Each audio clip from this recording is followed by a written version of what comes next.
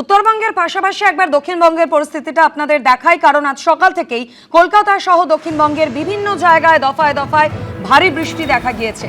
তেঘরিয়া, হাজরা, ময়দান, Dufferin road, সল্টলেকের ছবি আপনারা দেখতে পাচ্ছেন। শহর জুড়ে সকাল থেকেই আকাশের মুখ ভার, সঙ্গে দফায় দফায় বৃষ্টি। অন্যদিকে কলকাতা সহ দক্ষিণবঙ্গের 10টি জেলায় হলুদ সতর্কতা জারি করা হয়েছে।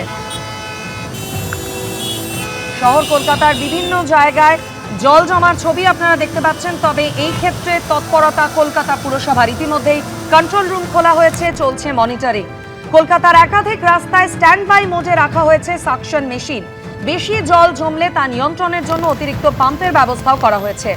আপাতত গোটা বিষয়টাতেই নজরদারি চালাচ্ছেন পুরসভার কমিশনার স্মিতা পান্ডে।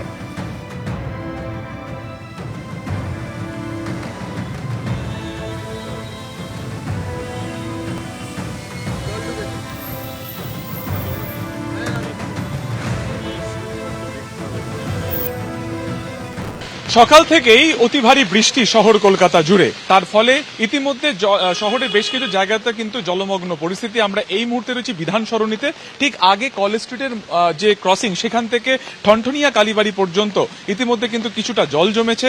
অন্যদিকে সেন্ট্রাল এভিনিউ দক্ষিণ কলকাতারও বেশ কিছু জায়গাতে জল মগ্ন হওয়ার খবর আসছে। কিন্তু ইতিমধ্যে কলকাতা পুরসভা সূত্রে যেটা খবর, যে কিছু জায়গাতে তারা ম্যানহোলের ঢাকনা যেমন খুলে দিয়েছেন, কিছু জায়গাতে গাড়ি ব্যবহার করা হচ্ছে এই জল নিষ্কাশনের ক্ষেত্রে।